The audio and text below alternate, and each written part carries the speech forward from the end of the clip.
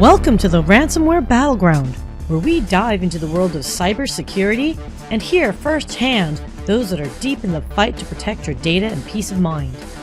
Do you think your network is secure? Let's check out how secure you really are with this week's chat on that nasty little headline grabber, Ryuk ransomware. This week's expert, Vinay Adavi, product manager and overall extraordinaire at Airgap, joins me to clear the air on this arguably well-named ransomware demon of death. I'm your host and moderator, Sia Yasa Tornrat. Before we get started, I've got to give a shout out to our sponsor Airgap, the best defense against ransomware. With a zero trust isolation platform, Airgap confines ransomware to a single device. Put an end to threat propagation and protect your infrastructure in minutes, not months.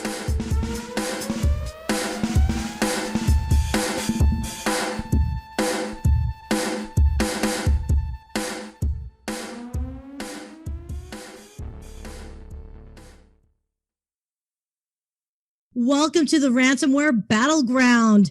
Thank you so much for joining us, Vinay. It's such a pleasure to have you here. Thank you, Sia. Happy to be here. Excellent. So, look, we talk about cybersecurity all the time and the need for it. Mm-hmm. It's very clear that we are in a huge digital world now. So let's just dig deep and let's just go right to it.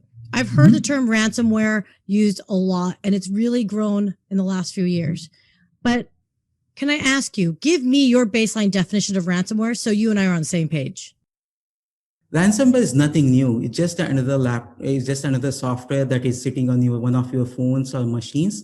What it makes is basically that makes your data inaccessible so that you cannot access your phones, you cannot access your photos or your important document. It will block all your access unless you pay money.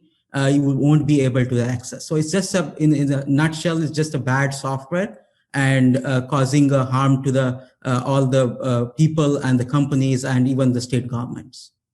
Okay, so I hear that, but the assumption being is, look, these guys, girls, it's beings, what do you want to call them? They already have malicious intent. I'm sorry, but when I hear that if I'm supposed to pay you a ransom to get my data back, what's the guarantee I'll even get that data back? I mean, I just don't see how this is. I feel like if it happens to you, you're kind of, screwed. Yeah, I mean, there's no guarantee. You are under the hook. Either you lose your data or you basically the only way you have to trust them. That's the only way. There is no, there's no negotiation in terms of this here. Either you completely say, I'll forget about my data. Somehow I took a backup or I have other ways to retrieve my data, which is again not guaranteed, or you believe them, I'll pay money hoping for them, they'll give me my data back. Of course, there's no guarantee, but you just have to, how desperate you are to get your data is all that matters. And they know that we are pretty desperate. We don't want to lose our important documents. We don't want to lose our company's data. They know that, and that's what they are exploiting. Gosh, man. So you're like freaking me out a little bit because I'm just going to guess, is ransomware on the rise then? It sounds like it is.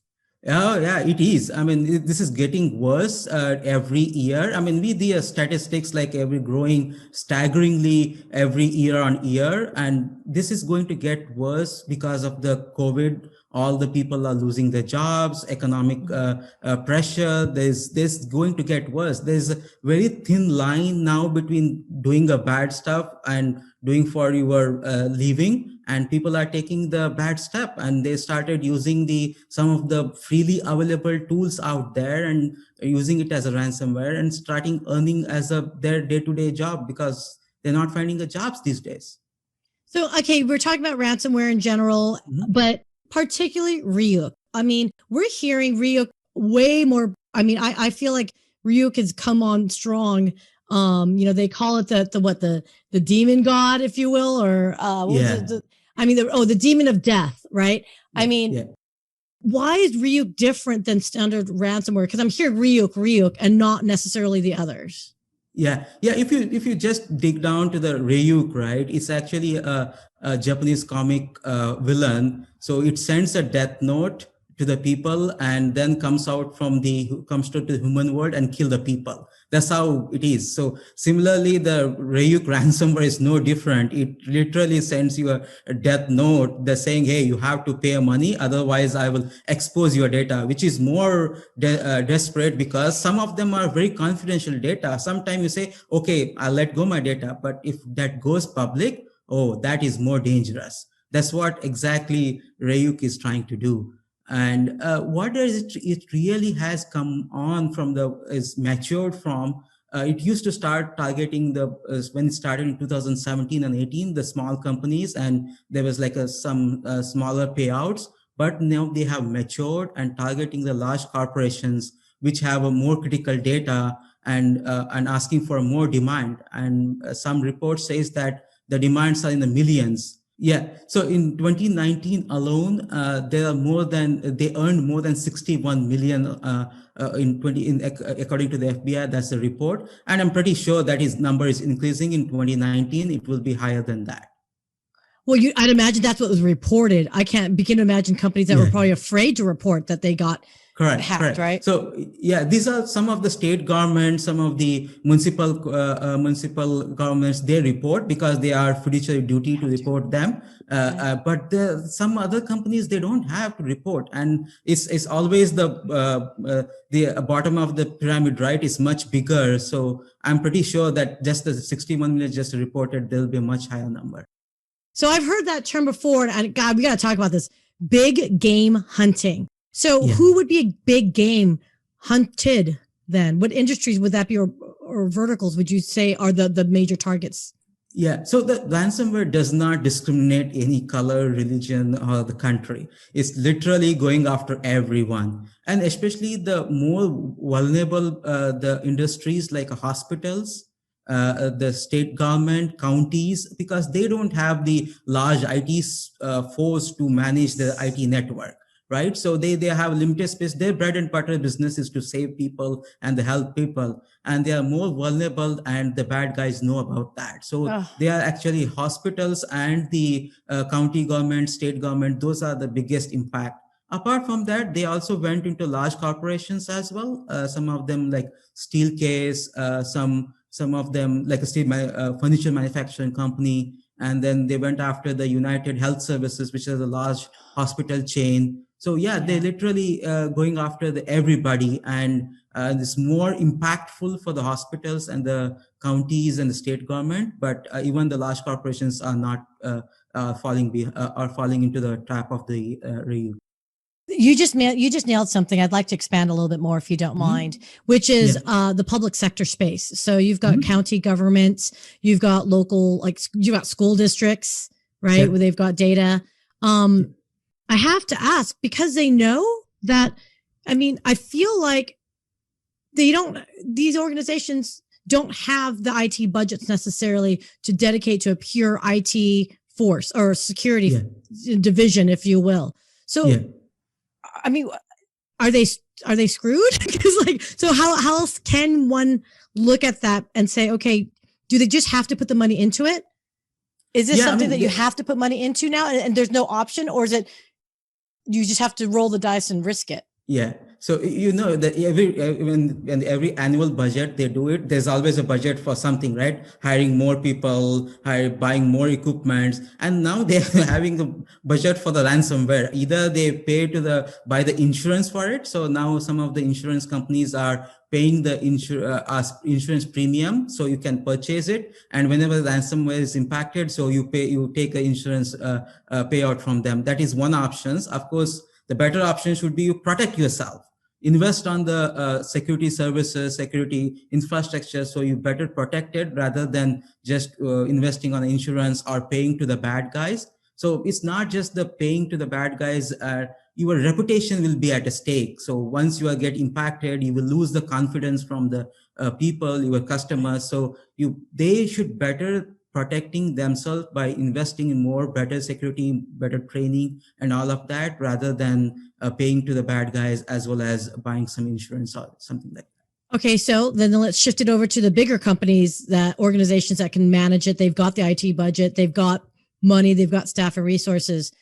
To make a sophisticated attack such as Ryuk, Mhm. I have to ask this question now: is this something that is like a nation state effort where it's hostile countries going after each other, or could it be a genius high school student that just doesn't want to go to school?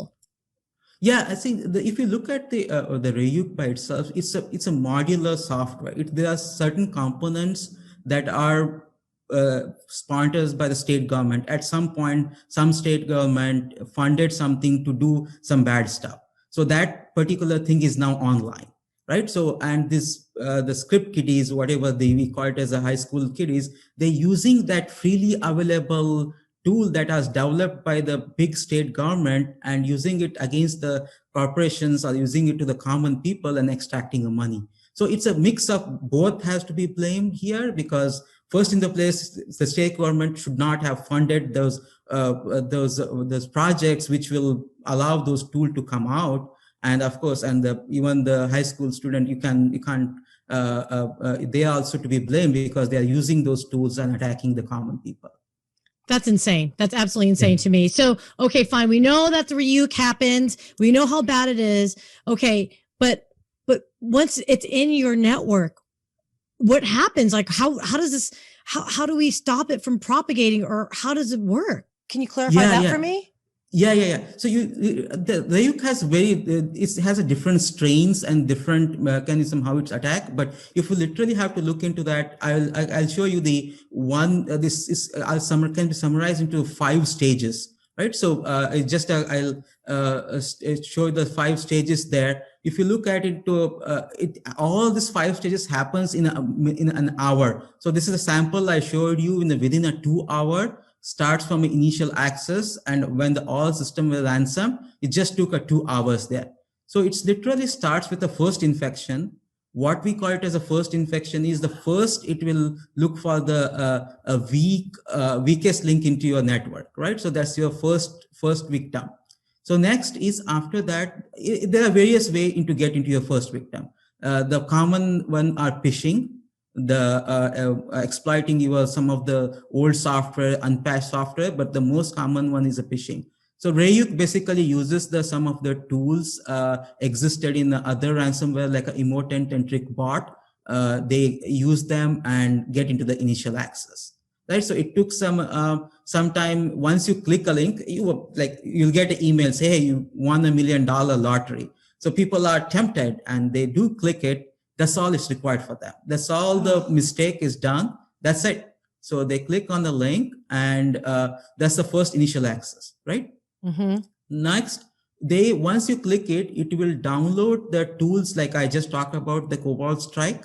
It's one of the tool that is available. It's actually a good tool. Even the security researchers uses them to do some analysis. It's basically a group of Windows administrative tools. And this particular ransomware downloads that after you click a link, and it basically runs and disables all your antiviruses, some of the checks that are in the Windows, it disables them. So even if you purchase the big fat endpoint software, it was disabled. Now it cannot do anything about it. Wow. Right?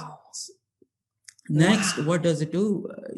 It's really bad there. And then it downloads the Cobalt Strike. Cobalt Strike start kicking up. Now it goes to the next stage, which is called discovery mode. In the discovery stage, it will start learning about your network. It will learn what are other laptops you have, where are the critical systems in your network. Critical systems includes your Windows Active Directory, includes your backup server. They'll learn about them. And then they know what are the services running in those important systems or the other machines. Like some of the vulnerable systems like RDP, Windows RDP is considered the most vulnerable protocol. Windows SMB, which is used by the other ransomware like a WannaCry, is also considered as the most vulnerable protocol. So basically, there are multiple tools. They use them and get into the other machine. That's when they get into the lateral movement stage. So they use that RDP, SMB, and they get into the other machines. Then they harvest the credentials.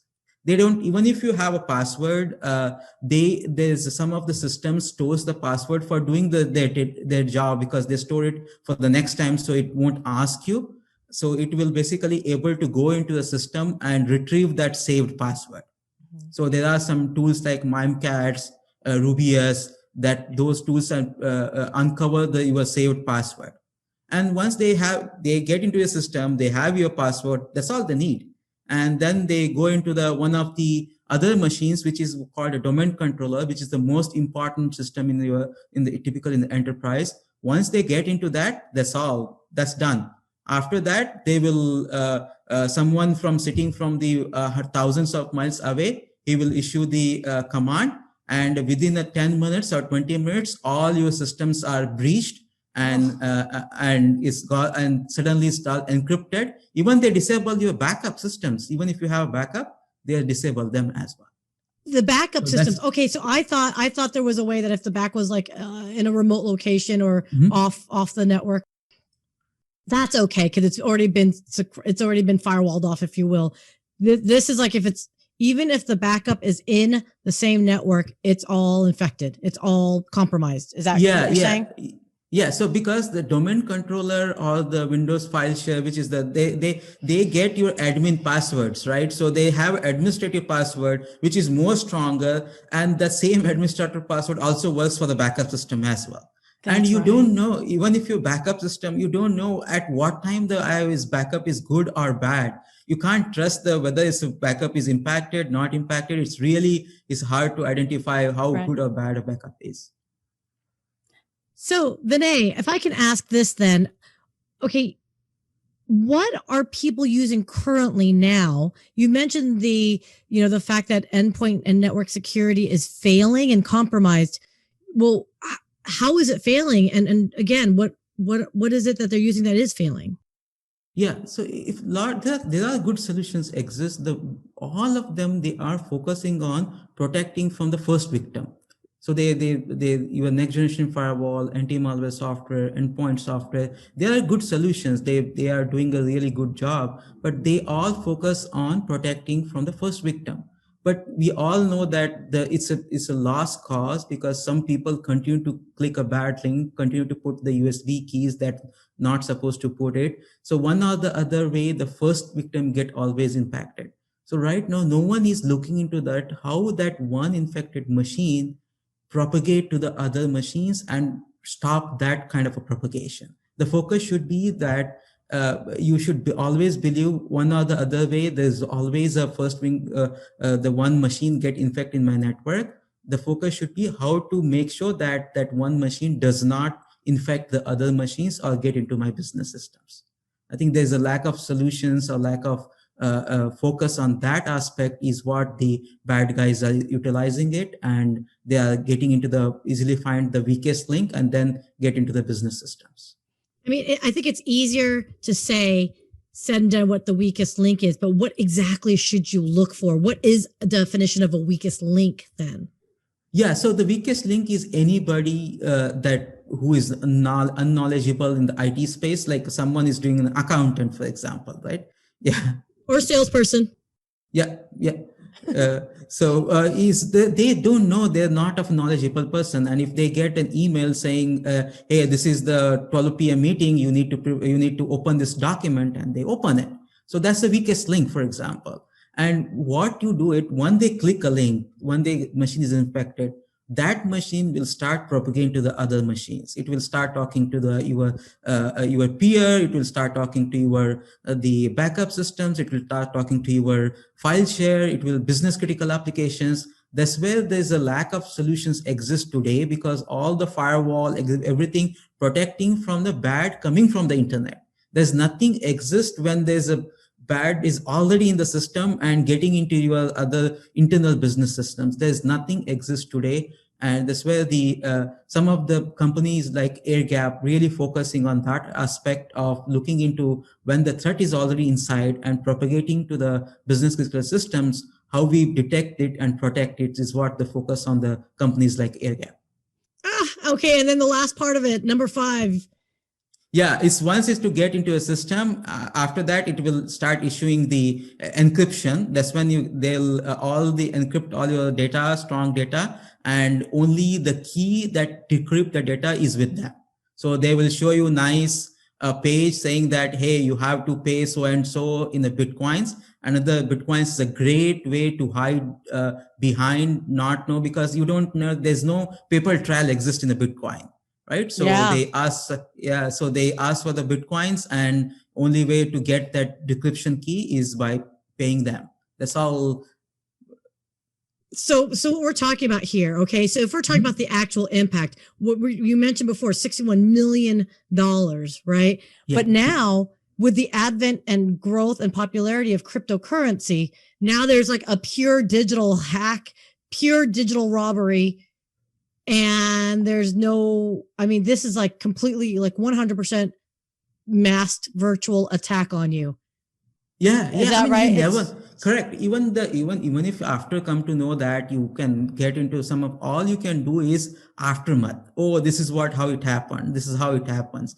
But there's no really an easy way of knowing who did it. It's very, very hard. And some of these guys are sitting in a different country, hiding there, and there's no judiciary of whatsoever. Even if you hire the FBI or some of the investigation agencies, but they are sitting in a different jurisdiction. They can't do much about that, and there's no coordination in a cybersecurity space across the different countries. That's another lacking that our bad actors are utilizing it. So yeah, the only whether you want your data is when you are loss of a data, the first and foremost focus is how to get my back data, how to do that. So that's what people end up doing that. And also there's another thing we have to note it. Once you get impacted, once you pay it, that's actually worse than not impacting, because the bad guys know that if I hurt you, you will pay me.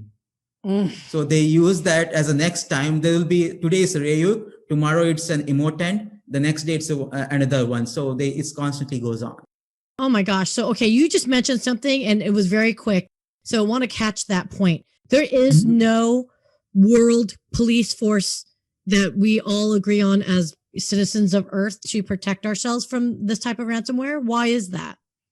Yeah, so there is no coordination among the different cybersecurity agencies. Like each and country has their own agency. They try to do that, but sometime, first of all, someone has to report them, and there's no coordination effort as such is happening. People are trying to do it. They're they're discussing. Sometimes in the when it comes to the statewide attack, like in the government, large federal government, they do coordinate each other. But when it comes to large corporations, or even the smaller corporations, it's sometimes falls under the radar. It's too much in the red tape process, and things falls under the crack, and owners of that enterprise has to recover their own data back. Okay, so I'm like utterly like despondent right now. You are freaking me out a little bit, because if you think about this, $61 million, right? Yeah, yeah. That's like a country's GDP. So if there is a nefarious nation state that wants to get it, for all intents and purposes, ransomware is basically supplementing income. Am I right? Yeah. I mean, it is a big income from a certain people for sure. So, okay, so let's talk about this then. Okay, how would you suggest to protect them for something like Ryuk and all these other nefarious ransomware attacks then? Like what can we absolutely do? Yeah. So there are certain things definitely we can do to protect from happening in the first place, right? So the first thing is I'll bring back the 5 stages. For each of stage, let's look into it. What enterprise can do, or what people, you and us, can do to protect from the ransomware. First, I think you can do is to train your people. That's very important to train, to get trained, not to click every link that you come in your email, right? So you have to see that. Yeah, I mean, it's hard. I know people, it's tempting, right? It's very hard, but we have to train. That's very important, and have to invest on some good, keep updating your laptops. So when you are doing like important thing is pop-up comes, hey, you have to update a software and reboot it. Every time people see that, tomorrow, remind me of tomorrow. People click on remind me of tomorrow, and that tomorrow never comes. And that's what the bad actors are utilizing it. So when there is a security update, make sure that you update it, all your software on that. That's the first thing you should do. That's on the initial access, avoiding the initial access or the first victim, right? Next, when it's protecting to spread from the one infected to the other infection, right? That's where in a discovery phase, you need to segment your network and implement something like a Airgap Zero Trust isolation. Basically, the solutions like Airgap Zero Trust, what they do is they make all of each of individual machines is completely isolated from one another. Like if my one machine infected, it makes sure that that infection does not propagate and infect the other machine. So that's definitely comes handy there.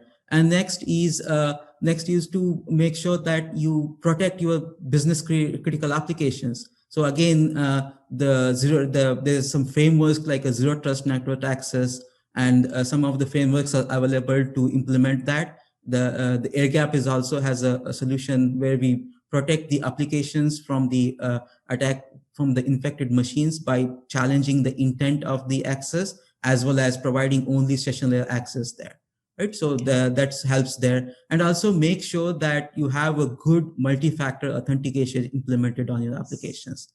So even if you have password they will able to get it, but they won't be able to crack your MFA code because that is sitting outside of your machine, right? So they have to have access to both the machines to get into that particular system. Right. So again, Airgap has implemented the MFA even for the legacy protocols like RDP and SMB, the Samba file share.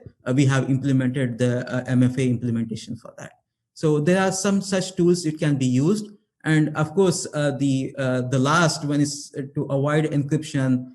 You can still take a backups. What I really recommend is to something called as cold storage strategy, where you literally take a backups in the tape storage.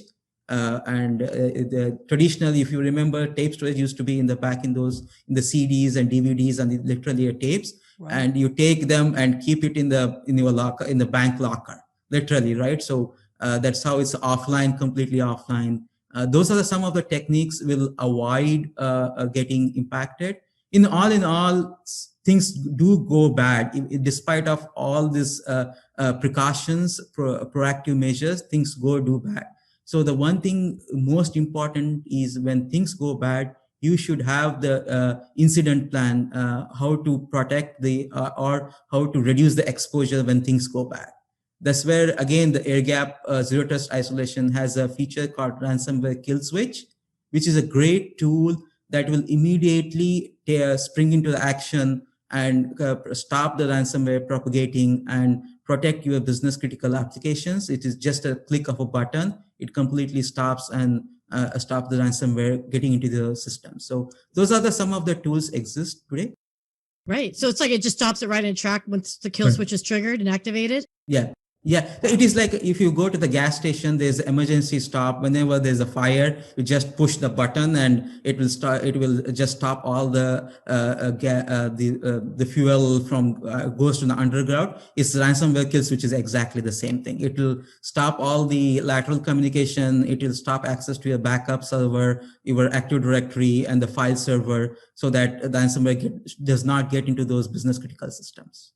So, I mean, this sounds really cool to me. It sounds like to me with the Airgap solution, obviously you're the product manager for, so full disclosure, obviously you're going to be, biased, but it sounds like to me as a solution, it is something that can be implemented for larger and smaller IT organizations alike, where it doesn't sound like you have to have a huge resource dedicated to manage this. Am I right? Yeah. Yeah. So the one other thing important, what we say in the security world is complex is your biggest vulnerability.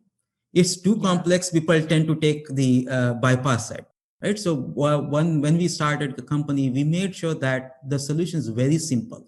It's a simple, dead simple. Even any non-technical person can implement it, and it should not impact the end users. That was a key. You cannot say like we are completely agentless based. You don't have to install any software on any end system like a phones or laptops. So that solves the biggest problem of teaching how to use it, right? And also it's a network based. Network based means it's completely transparent to the end users as well as the things like your refrigerator, your thermostat, your light bulb. You can't install any software on it, right? So it's a completely agentless, complete network based, and it's very simple to implement. So we have some, you have, in fact, our CEO Ritesh has a challenge. If it cannot be implemented in an hour or 2 hours, we'll give the complete software as a free. So wow. Yeah, so Oh, it's wait a very minute. easy. And Maybe it's a good thing that I'm not on the IT department, because though I've been in technology for 20 odd years, if I'm the one that can install something in a timely manner, that means it works well. So it works well. Yeah. Vinay, so when you're talking about, the zero trust isolation platform, the kill switch, is this something that takes time to process? Again, I just want to reiterate that, because I thought you said ransomware can attack very quickly into a network. Yeah. So how quickly can you guys match it? Or, is it a cat and mouse game? Yeah. What's the timing? No, yeah. So the lot of solutions exist today are based on some pattern matching, right? So a lot of they do a AIML, some they do this is how the work. I'll protect it. The zero trust Airgap zero trust isolation is in a different way. What does it do? If you don't have this, for example, we are sitting in the same office today. There's no business. We need to talk to each other. If you want to talk to each other like a Slack, which is a very common enterprise application, actually we are going to a Slack server, which is sitting all the way couple of hundreds of miles away, and the data comes back. There's literally no business that my laptop need to talk to your laptop at a network level. So they can talk at the application level like a Slack or WhatsApp or the Zoom call that we are doing today. So basically the Airgap is doing that. It will stopping all the communications that are happening at the network level. Wow. So if you can't communicate to each other, so same goes if the bad guys, if my laptop is infected, since I cannot communicate to you, so I cannot infect you as well.